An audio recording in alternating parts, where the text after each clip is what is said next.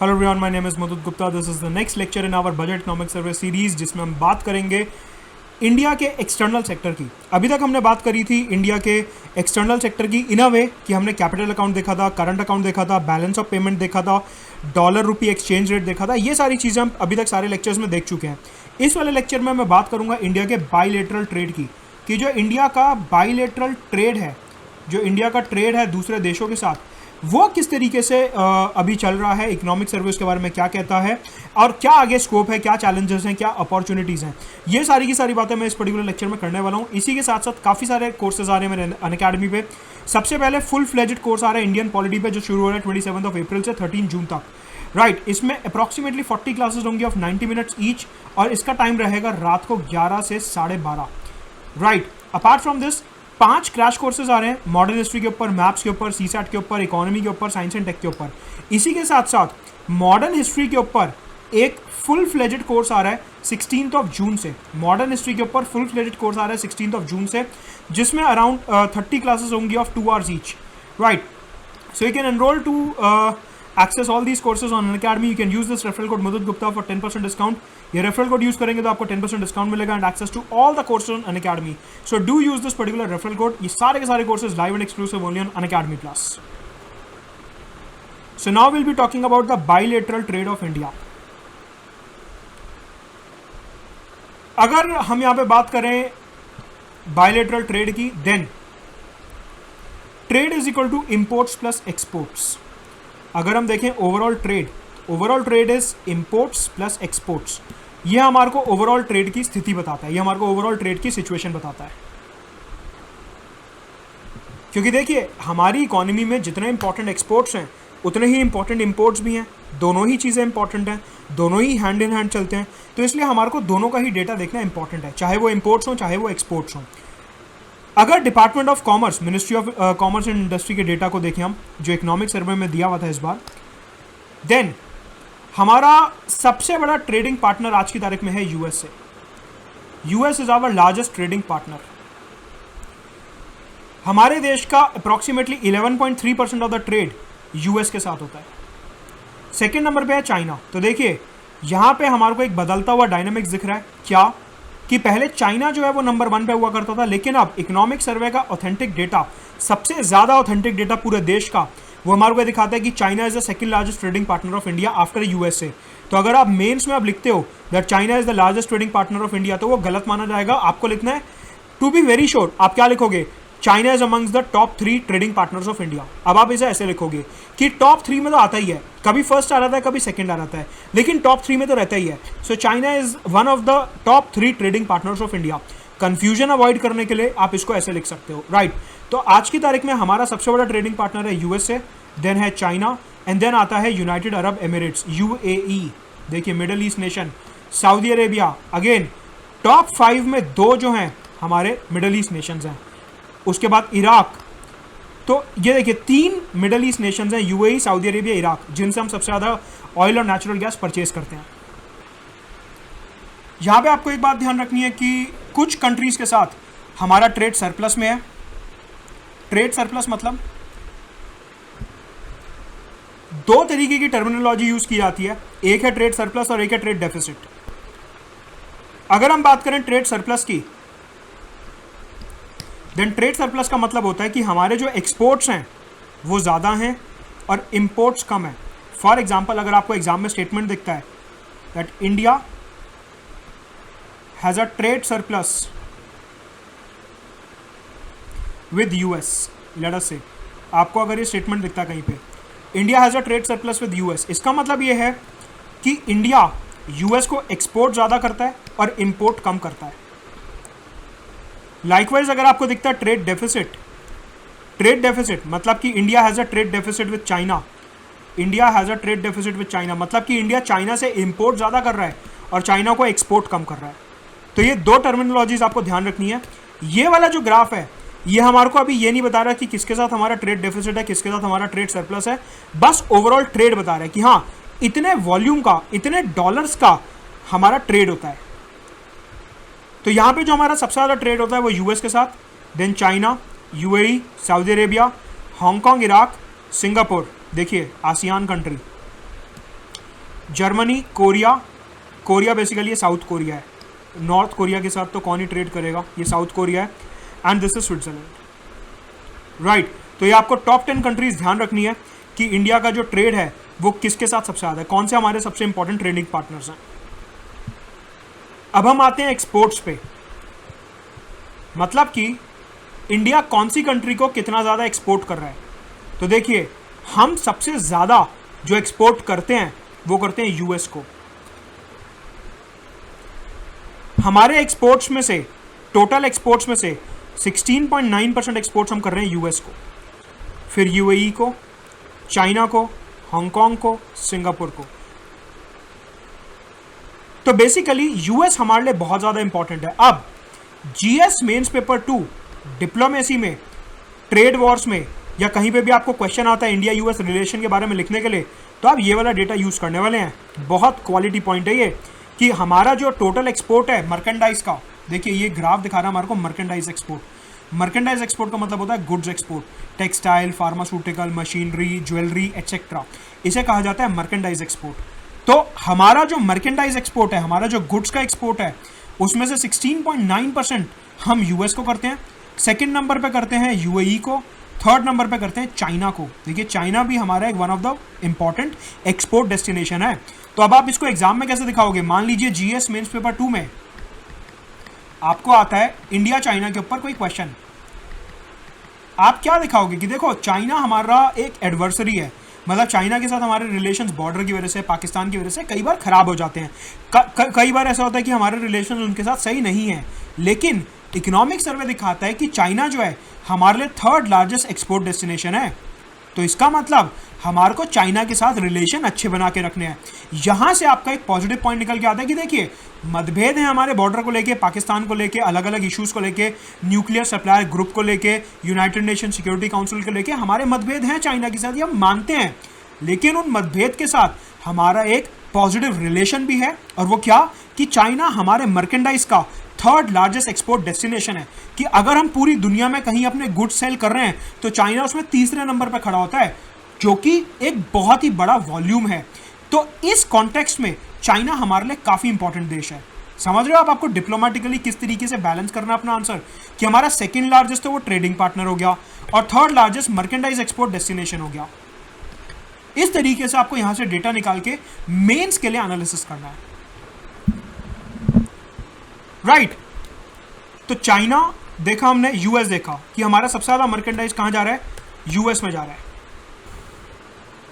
इसके अलावा अगर हम कंसोलिडेटेड डेटा देखें एक्सपोर्ट प्लस इंपोर्ट का,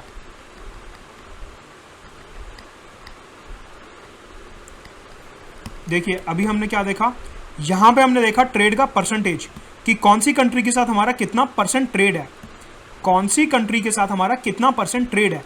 हमने इस ग्राफ में वो देखा कि हमारा सबसे ज्यादा परसेंटेज, देखिए मैं क्या वर्ड बोल रहा हूं, परसेंटेज, कि इंडिया अगर 100 रुपए का ट्रेड कर रहा है तो उसमें से 11.3% हमारा यूएस के साथ है, उसमें से 10.9% चाइना के साथ है।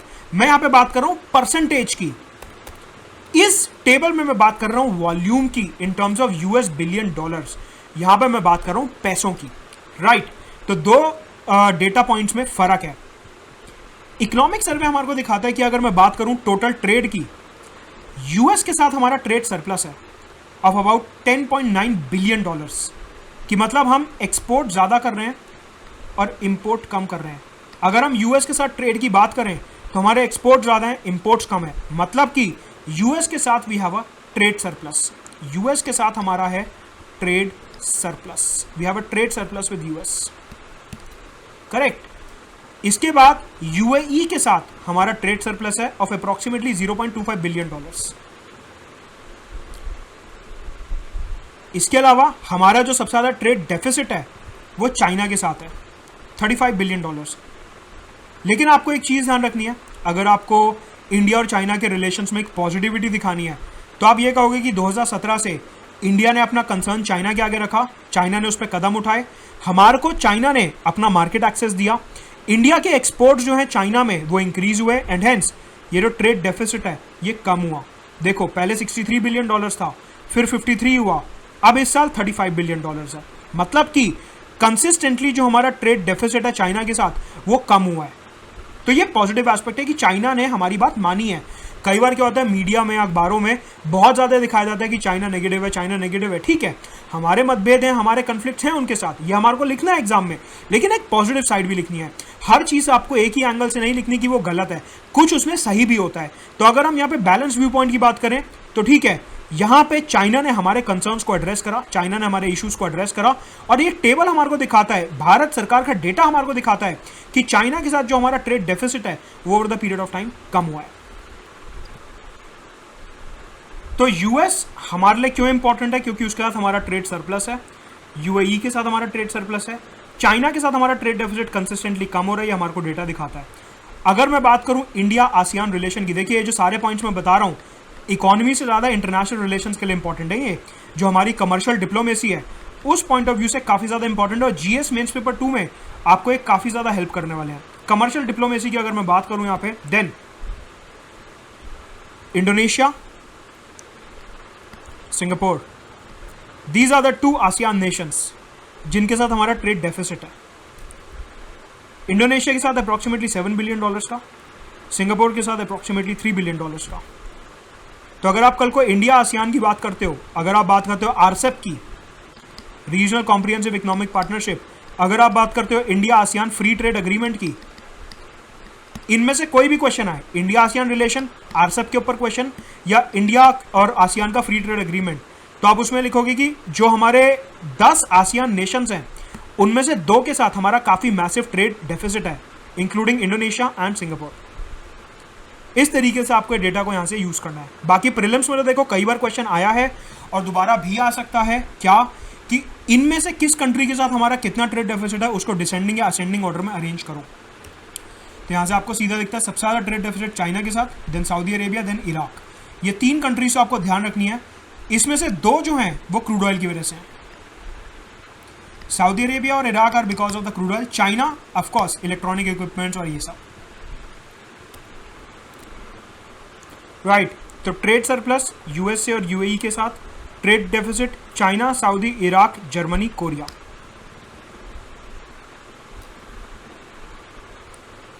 यहां पे ध्यान से देखिए, मैंने लिखा है 1 2 3 4 5, ये 10 कंट्रीज दी हुई हैं, 9 कंट्रीज।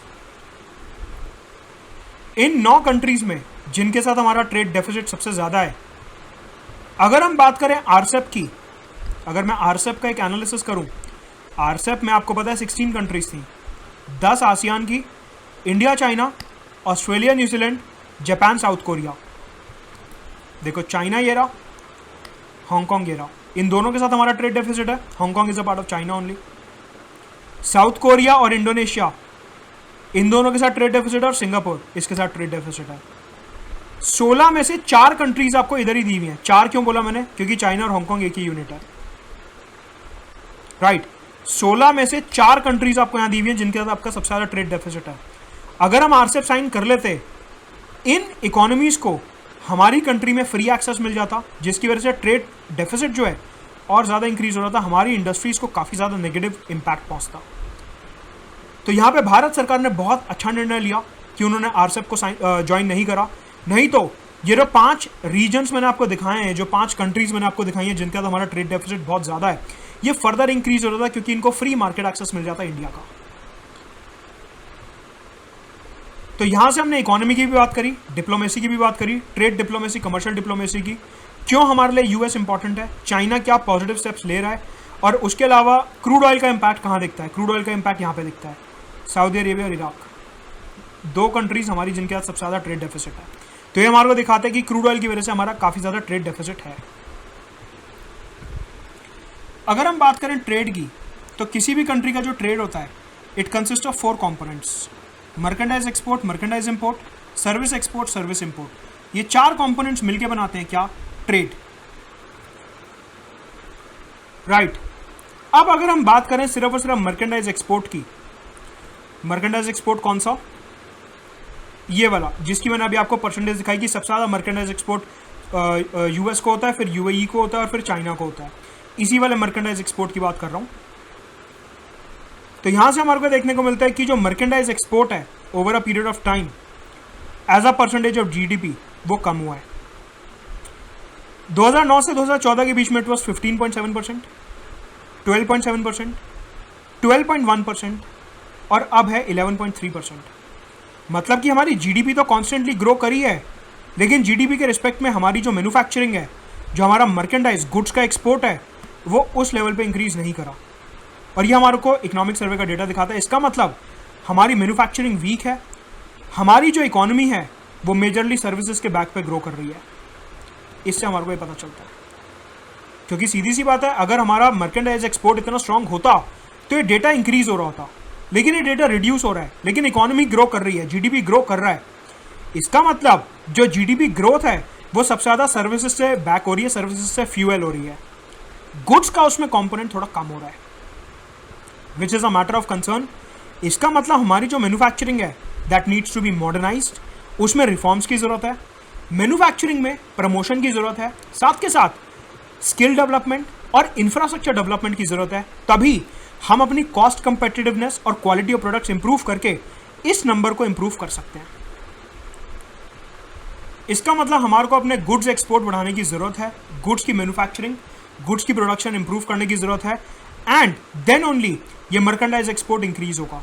अभी देखिए हमारे को डेटा में क्या दिख रहा है कि जो मर्केंडाइज एक्सपोर्ट है वो कम हो रहा है। It means it is having a negative impact over our balance of payment. Balance of payment की ऑलरेडी एक्सप्लेन कर चुका हूँ पिछले लेक्चर में। इसका मतलब ये जो हमारा मर्केंडाइज एक्सपोर्ट कम हो रहा है, it is having a negative impact over our balance of payment and it is leading to rupee depreciation. जो रूपी का वीकनिंग हो रहा है, जो रूपी का डेप्रिसिएशन हो रहा है, that is majorly one of the factors contributing towards this is reduction in the merchandise export. हमने देखा कि जो हमारा एंटिटी है नेट टर्म्स ऑफ ट्रेड, वो भी कोई बहुत हेल्दी नहीं है। हमारे एक्सपोर्ट्स कम है, इंपोर्ट ज़्यादा है। पिछले लेक्चर में मैंने आपको दिखाया था कि एंटिटी हमारा जो है कम हो रहा है। इससे क्या पता चलता है कि मर्केंडाइज एक्सपोर्ट का जो रिडक्शन है that is contributing significantly towards the deteriorating entity. जो हमारा नेट टर्म्स ऑफ ट्रेड है वो कम होने का एक बहुत बड़ा कारण है हमारे मर्केंडाइज एक्सपोर्ट का कम होना। राइट, तो ये था बायलैटरल ट्रेड ऑफ इंडिया। अगले लेक्चर में बात करेंगे नीर और रीर की, नेट इफेक्टिव एक्सचेंज रेट और real effective exchange rate. Till then you can join my Telegram channel, नीचे डिस्क्रिप्शन बॉक्स में लिंक दिया है, and also you can subscribe to academy plus using my referral code Mudat Gupta for 10% discount. अगले lecture में exchange rate को detail में समझाने वाला हूँ और किस तरीके से नीर और रीर, नेट इफेक्टिव एक्सचेंज रेट और real effective exchange rate calculate किया जाता है।